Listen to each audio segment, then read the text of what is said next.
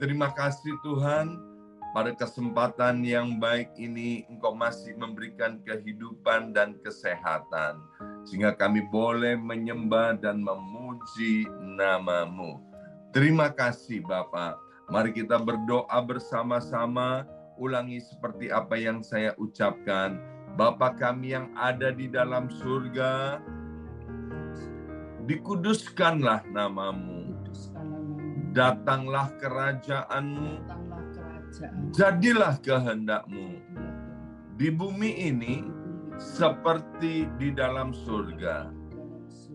Bapa yang baik, berikanlah kami pada hari ini rezeki yang menjadi bagian kami secukupnya, cukup untuk memberikan pinjaman kepada banyak bangsa, sedangkan kami sendiri tidak punya pinjaman, cukup untuk menjadi saksi Tuhan, mulai dari Yerusalem, Yudea, Samaria, sampai ke ujung-ujung bumi. Cukup untuk menjadikan semua bangsa murid Kristus dan membaptis mereka dalam nama Yesus. Terima kasih Bapa untuk rezeki yang secukupnya. Dan ampunilah dosa-dosa kami. Ampunilah kesalahan kami. Seperti kami pun mengampuni orang-orang yang bersalah kepada kami. Dan janganlah masukkan kami ini ke dalam pencobaan, tetapi bebaskanlah kami dari segala yang jahat, sebab Engkaulah yang empunya kerajaan, kuasa, dan kemuliaan sampai selama-lamanya. Dalam nama Tuhan Yesus, kami sudah berdoa. Haleluya, haleluya. Mari Bapak Ibu sekalian, sekarang kita bersama-sama secara serempak dan serentak kita akan menggemakan Mazmur 91 dengan suara yang keras dan lantang dari tempat kita masing-masing. 2, 3. Mazmur 91. Orang yang duduk dalam lindungan yang maha tinggi dan bermalam dalam naungan yang maha kuasa akan berkata kepada Tuhan, tempat perlindunganku dan kubu pertahananku, Allahku yang kupercayai. Sungguh Tuhanlah yang akan melepaskan aku dari jerat penangkap burung dan dari penyakit sampar yang busuk. Dengan kepaknya, Tuhan akan menudungi aku. Di bawah sayapnya, aku akan berlindung. Kesetiaan Tuhan ialah perisai dan pagar tembok. Amin, amin, amin. Terjadi di dalam nama Tuhan Yesus.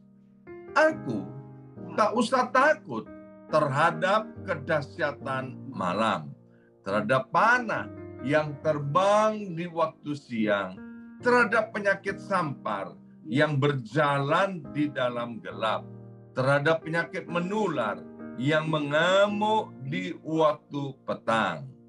Walau 1.000 orang rebah di sisiku dan 10.000 di sebelah kananku, tetapi itu tidak akan menimpa aku. Aku hanya menontonnya dengan mataku sendiri dan melihat pembalasan terhadap orang-orang fasik. Sebab Tuhan ialah tempat perlindunganku, yang maha tinggi telah kubuat tempat perteduhanku. Amin, amin, amin. Terjadi di dalam nama Tuhan Yesus.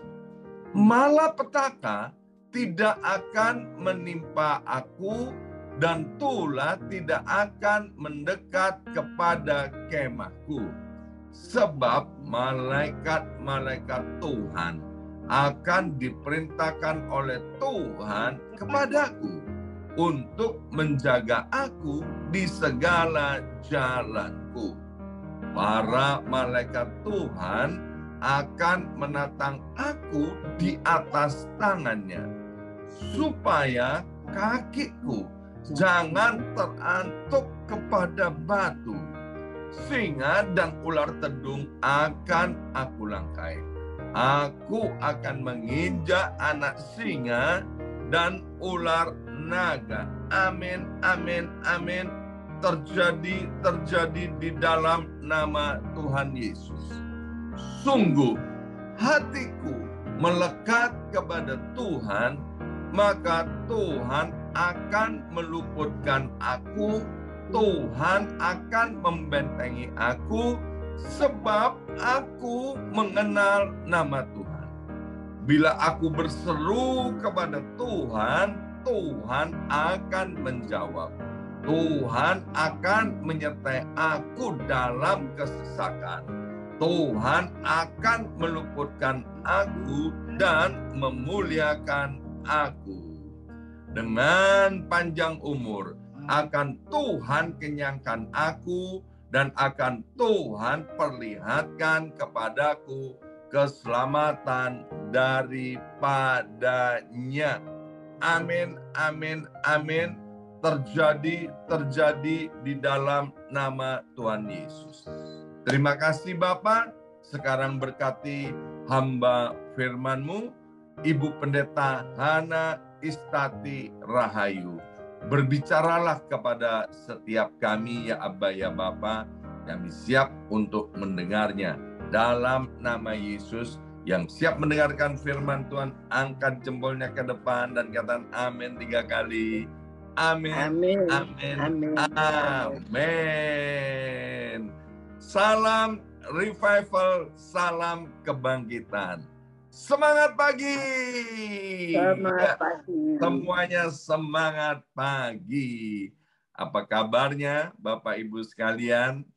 Wah, luar biasa. Senang sekali hari ini Kamis 10 Agustus 2023. Kembali kita bersama-sama di dalam doa fajar. Dan hari ini Ibu Jim kembali akan melayani kita, karena nanti minggu depan beliau akan liburan dengan anak mantu cucunya ya, sehingga minggu depan beliau tidak ada bersama-sama dengan kita di doa fajar ini ya. Baik Bu Jim, waktu dan tempat saya berikan kepada Ibu Jim. Haleluya. Ya, haleluya. Ya, selamat salam kebangkitan pada semua yang ada di Amerika, juga yang ada di Indonesia. Ya, kita pagi hari ini perlu belajar satu tema yang dikatakan ditindas tapi tidak terjepit.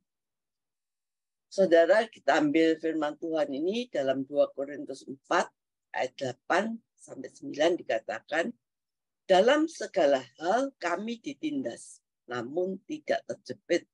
Kami habis akal, namun tidak putus asa. Kami dianiaya, namun tidak ditinggalkan sendirian. Kami dihempaskan, namun tidak binasa.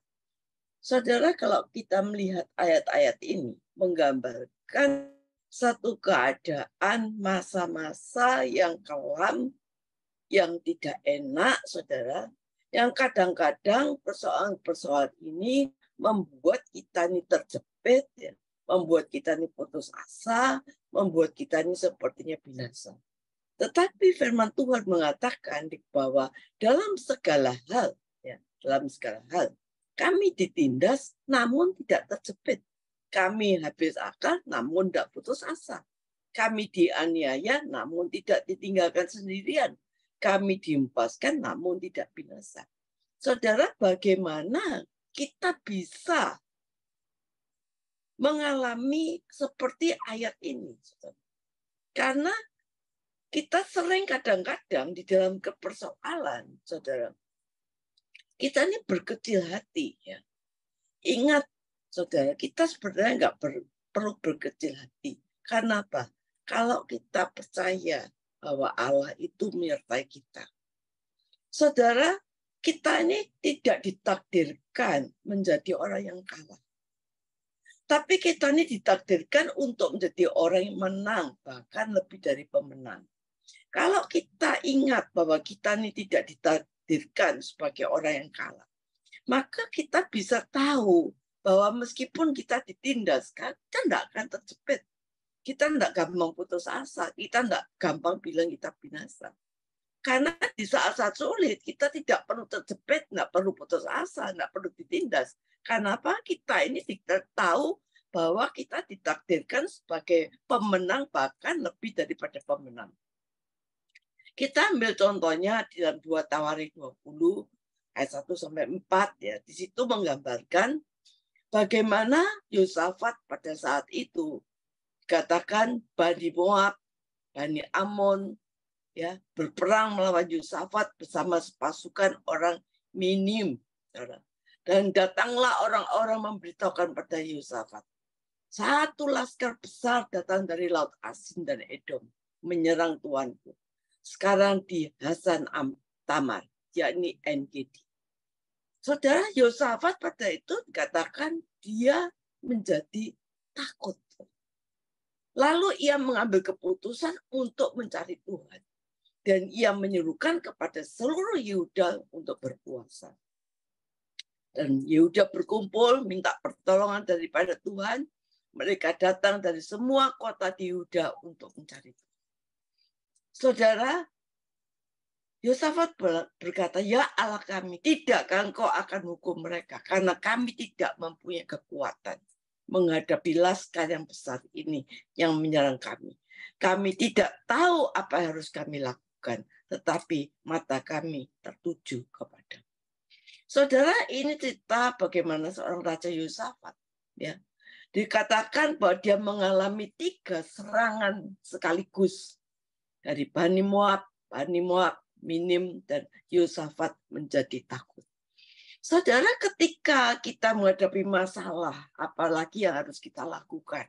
Ya, kalau pikiran dan mental kita itu kita sudah merasa aku nggak bisa, aku pasti kalah, ini nggak bisa. Maka saudara, kita akan menjadi kalah.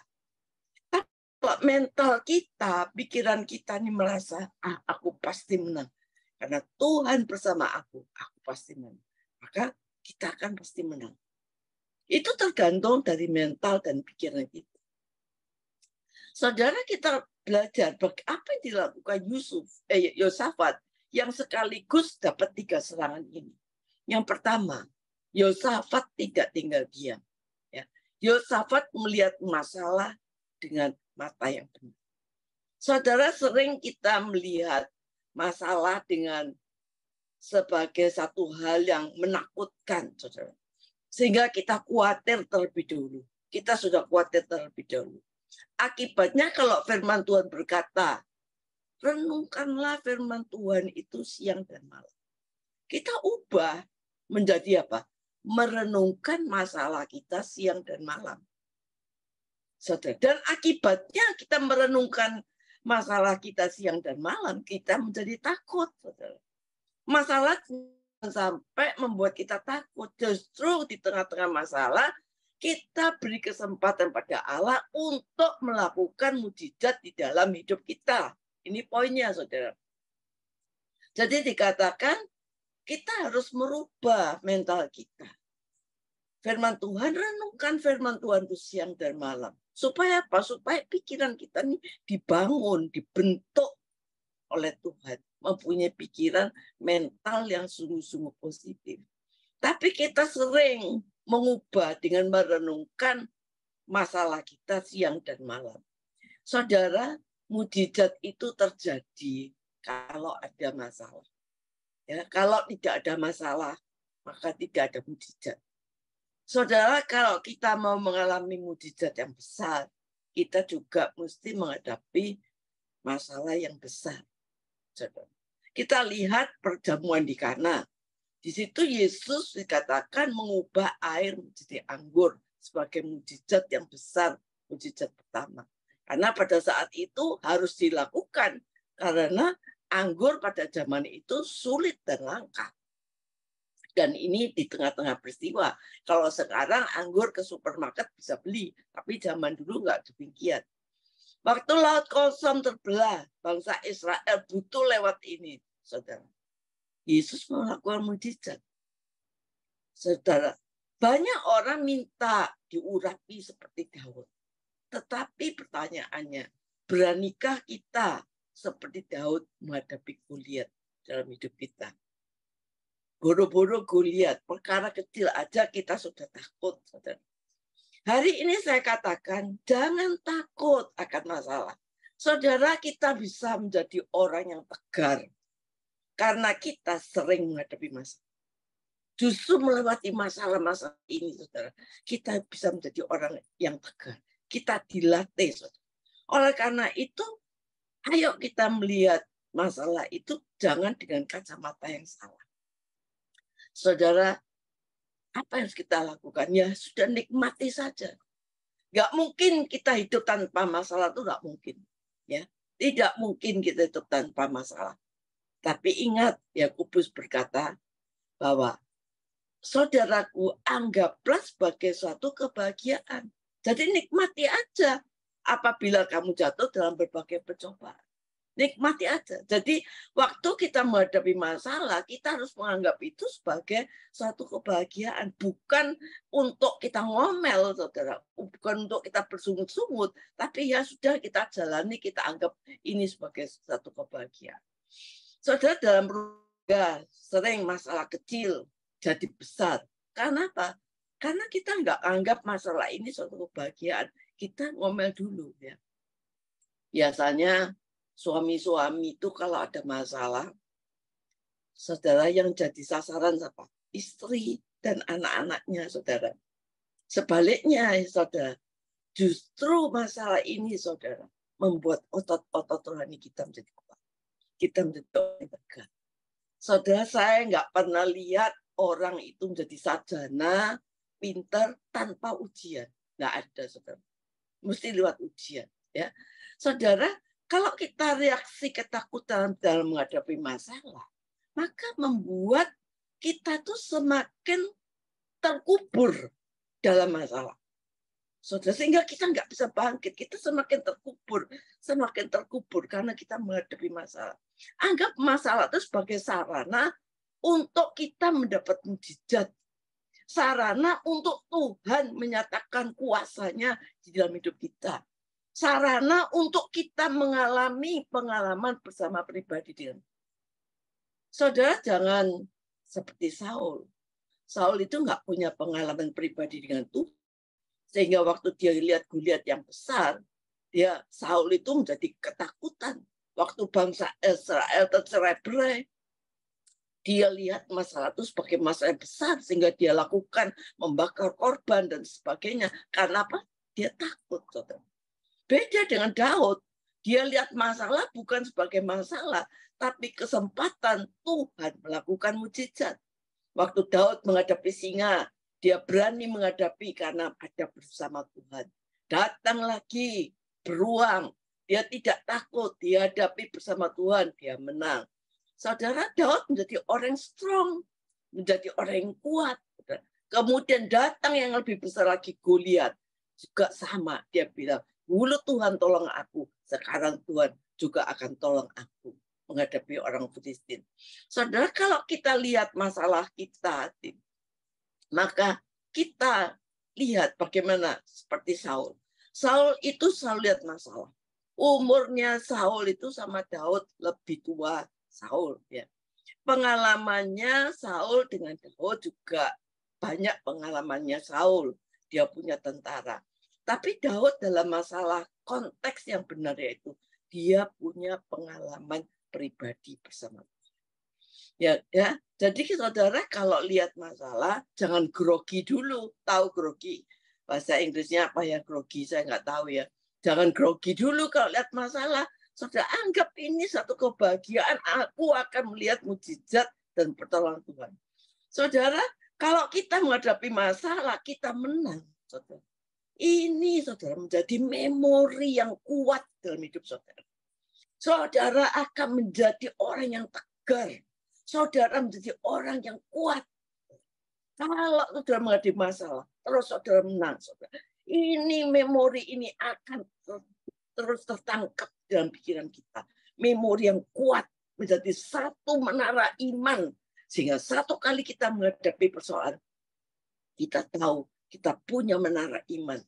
Bahwa memori ini, Tuhan yang sudah pernah tolong aku, ini juga Tuhan akan tolong aku. Saudara, sehingga kita berkemenangan. Tuhan itu enggak menjadikan kita menjadi orang kalah. Tuhan itu selalu membuat kita menjadi orang menang. Dan itu tujuannya kita. Saudara, kita lihat waktu murid-murid ada di kapal, yang terombang-ambing di waktu malam. Murid-murid kan ketakutan luar biasa. Karena ketakutan, dia tidak bisa melihat Tuhan. Dia bilang itu hantu. Saudara, begitu kalau kita melihat masalah itu terlalu over, ya, menjadi terlalu besar, saudara, kita nggak bisa lihat Tuhan. Kita nggak bisa lihat mata Tuhan yang melihat kita. Kita nggak bisa lihat tangan Tuhan. Yesus bilang tenang. Waktu Yesus bilang tenang, ombaknya masih bergelombangnya masih besar. Enggak, masih. Tapi Yesus bilang tenang. Padahal gelombangnya masih besar. Sering, saudara, mungkin hamba Tuhan, pendeta, berkata, tenang. Tenang, nggak usah takut. Tenang, nggak usah masalah. Terus kita bilang, enak aja bilang tenang-tenang. Kan masalahnya situ nggak ikut ngerasain. Saya ngerasain suruh tenang. Mana bisa. Kadang-kadang kita berkata demikian.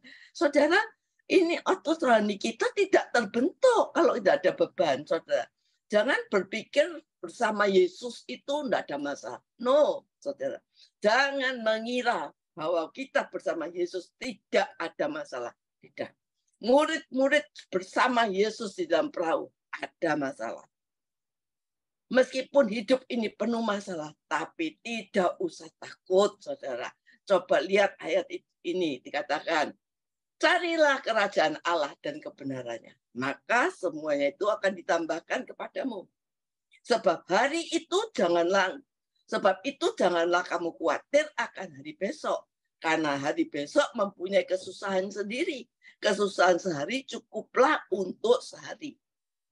Saudara, kalau ayat ini kita gali, saudara, dikatakan masalahnya, dikatakan kesusahan sehari cukup untuk satu hari.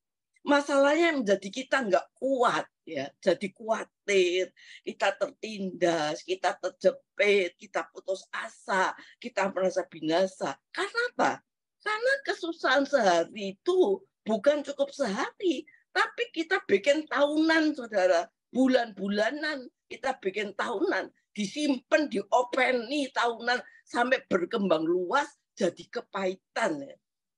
Dan perasaan-perasaan tadi yang saya sebutkan menjadi terjepit, tertindas, putus asa. Karena apa? Karena kita sudah keluar dari konteks firman Tuhan. Kesusahan sehari tidak cukup untuk sehari, tapi kita pendam sampai bertahun-tahun, berbulan-bulan. Saudara, kesusahan sehari cukup untuk sehari, satu hari. Sudahlah, saudara, satu hari itu nangis 24 jam. Enggak apa-apa, saudara. Wes titik nangis sampai 24 jam. Enggak apa-apa, tapi satu hari. Ya. Jangan dipikirkan besok itu ada kesusahan lain. Walaupun ikut Tuhan, bukan berarti enggak ada masalah. No, salah. Ada, saudara. Tapi dalam kesusahan sehari dibikin, kadang-kadang kita bisa bikin 10 tahun. Dan jujur ya, ini kebanyakan tuh wanita. Wanita nih kadang-kadang mikir kesusahannya itu sampai berbulan-bulan, bertahun-tahun. Disimpan betul-betul menjadi rahasia dalam hidupnya. Dan ini saudara jujur, kalau pria itu kan lebih cuek, ya, nggak mikir saudara. Makanya laki-laki itu biasanya dari masalah tuh lebih cuek ya, bisa gampang tidur pules. Kadang-kadang saya bilang sama suami saya, kamu enak sih kalau tidur. Taruh bantal langsung tidur pules-pules gitu. Rasanya nggak pikir apa-apa. Kayak nggak ada pikiran. Tapi kalau wanita kadang-kadang masih mikir, ini mikir. Mau pergi berangkat ke Amerika. Itu umpamanya. Noto koper ini mikir apa yang ketinggalan. Sehingga tidurnya itu cuma 2 jam kadang-kadang. Mikir ini apa yang ketinggalan. Mikir, terus mikir. Ini wanita nih suka mikir. Saudara. Jangan heran perempuan itu bisa simpan masalah bertahun-tahun, ada kepahitan, ya. Saudara, firman Tuhan mengatakan hati yang gembira adalah obat, tapi semangat yang pudar mengeringkan tulang. Jadi wanita-wanita hati-hati, jangan nyimpen kepahitan masalah saudara bertahun-tahun, karena saudara mengeringkan tulang. Kalau tulangnya kering menjadi apa? Osteoporosis, kropos, akhirnya minum glukosamin karena minyaknya habis, saudara. Dan banyak karena itu wanita ini lebih banyak tulang kropos ya, saudara. Karena ini mikir. Hati yang gembira adalah obat, semangat yang patah mengeringkan tulang, saudara. Kalau tetap kita bersuka cita, saudara. Kalau kita itu tetap bersuka, awet muda loh, saudara. Kalau kita, tapi orang yang suka marah, dia tentu petua, saudara. Ya, rahasia awet muda, sukacitalah senantiasa. Roh Kudus ada dalam diri kita. Sudah ada masalah, anggap satu kebahagiaan. Beres, 1 hari loh ya, nggak boleh mikir. Nangis 1 hari boleh, dalam 1 hari. Kesusahan 1 hari, cukup untuk 1 hari. Jangan dipakai bulanan dan tahunan. Saudara, kita lihat Habakuk, ngalami juga. Sekalipun pohon ara tidak berbunga, pohon anggur tidak berbuah, hasil pohon zaitun mengecewakan, ladang-ladang tidak menghasilkan makanan. Saudara, kambing domba lepas dari kurungan. Saudara, ini menunjukkan apa? Kesusahan yang besar. Namun aku akan bersorak-sorak di dalam Tuhan. Di dalam Allah yang menyelamatkan aku. Jadi meskipun susah, tetap senang, saudara. Allahku itu kekuatanku, yang membuat kakiku seperti rusa. Ia membiarkan aku berjejak-jejak di bukitku. Saudara, yang menjadi problem akan menjadi kebaikan. Kalau kita punya masalah, maka kita akan mengalami kemenangan. Dikatakan bahwa Tuhan akan merubah menjadi berkat. Ya, semuanya Tuhan akan merubah menjadi kebaikan. Problem itu akan menjadi kebaikan. Dan Yosafat dikatakan dia mengambil yang kedua. Tadi lihat problem itu jangan terlalu besar ya. Yang kedua, Yosafat itu menjadi takut. Dia mengambil keputusan untuk mencari Tuhan. Apapun persoalanmu, seburuk apapun masalahmu, sakitkah, keuangan kita, rumah tangga kita, jangan kita diam. Tapi ayo kita mengambil keputusan yang benar. Banyak orang yang tidak bisa mengambil keputusan yang benar. Ambil keputusan yang benar. Kalau kita tidak bisa mengambil keputusan, berarti kita mendua hati. Antara percaya enggak dan tidak. Mendua hati. Dan orang yang mendua hati itu tidak akan dapat apa-apa, saudara. Saudara, kita boleh dengar suara Tuhan. Kita boleh dengar, ngerti firman Tuhan. Tetapi keputusan kita ini yang menentukan, saudara. Kalau kita dengar firman Tuhan, terus kita bilang, ayah nanti mau taat. Tapi selama kita tidak mengambil keputusan, percuma. Jadi orang Kristen, maju atau tidak majunya, harus berani mengambil keputusan. Kita lihat Yunus kan mendengar suara Tuhan. Ya, jelas dia dengar suara Tuhan, suruh ke Niniwe. Mendengar enggak? Dengar suara Tuhan. Tapi nurut enggak? Enggak, saudara. Dia pergi ke Tarsis, saudara. Banyak orang bilang, bagaimana sih dengar suara Tuhan? Tapi dengar suara Tuhan, saudara, kita sering tidak melakukan. Ayo, saudara, kita dengar suara Tuhan.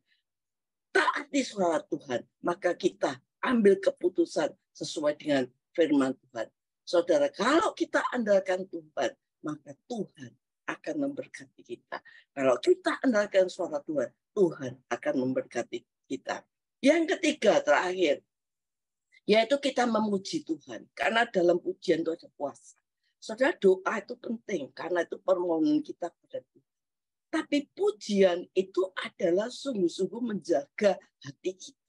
Kadang-kadang kita berdoa, tapi kalau hati ini tidak dijaga, saudara, kita menjadi banyak khawatir, banyak ini persoalan dalam hati kita. Tapi pujian untuk menjaga hati kita, untuk menantikan jawaban dari Tuhan. Kita lihat Paulus dan Silas masuk penjara, dia setelah doa, apa yang dilakukan? Dia menaikkan pujian. Di tengah-tengah pujian, Tuhan hadir, semua belenggu terlepaskan. saya percaya satu statement yang perlu kita tahu. Jangan pernah kita khawatir. Tuhan tidak pernah buta dengan air mata kita. Tuhan tidak pernah tuli mendengar doa kita. Tuhan tidak pernah diam dengan segala perasaan yang ada dalam kita, yang kita alami. Tuhan melihat dan mendengar, dan Tuhan juga akan memulihkan kita. Amin.